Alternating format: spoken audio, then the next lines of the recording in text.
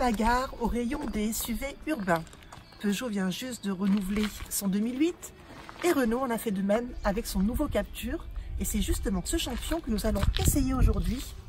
Un gros essai pour un gros enjeu, celui du trône des petits crossovers urbains. Le nouveau Renault Captur Initial Paris met la gomme en se présentant dans sa version la plus huppée. Comme il n'est pas question qu'on lui roule sur les plates-bandes, le nouveau Captur a décidé de prendre 10 cm, de devenir plus musculeux et nettement plus équipé.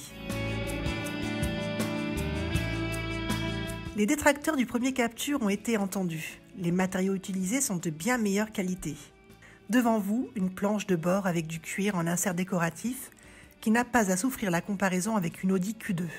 Sur cette finition haut de gamme du nouveau Renault Captur, un écran central tactile de 9,3 pouces de série s'il vous plaît, qui ne va pas sans flatter l'ensemble.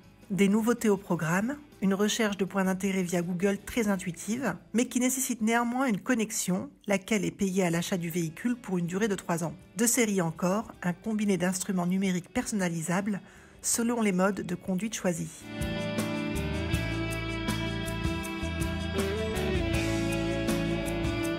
Sur cette version initiale, l'équipement est très complet.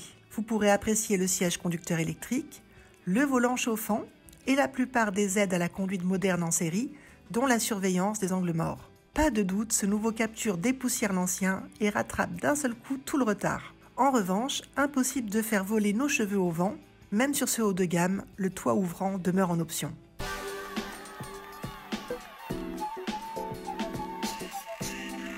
Ce qui vous frappera en bien dans cette version initiale, c'est le confort. Vos lombaires vous remercieront lors des longs trajets. Ce SUV urbain est également ultra pratique. À l'arrière, la banquette est coulissante sur 16 cm. Les jambes ne manquent donc pas d'espace. Banquette avancée au maximum, ce Captur initial offre 537 litres, un peu plus que son prédécesseur. S'il est plus musclé, le nouveau Captur n'a pas pris de poids. Du coup, la motorisation de 130 chevaux est largement suffisante pour faire le job. Souple et assez nerveux, le moteur se montre agréable en ville comme sur autoroute. En revanche, dès 110 km/h, vous pourrez noter quelques bruits d'air assez importants. Mais c'est par sa consommation que ce Captur 130 chevaux étonne à nouveau et en bien. Il passe facilement sous la barre des 5 litres et tourne autour des 6,7 litres en consommation mixte.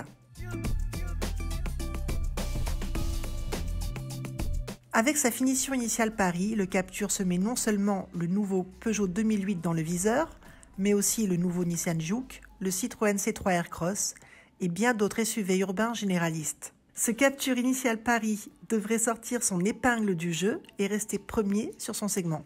Tarif à partir de 26 450 €. Alors, ce nouveau Renault Captur, on l'achète ou pas?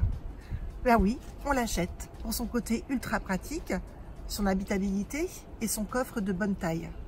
Alors évidemment, malgré ses 130 chevaux, ce n'est pas un sportif.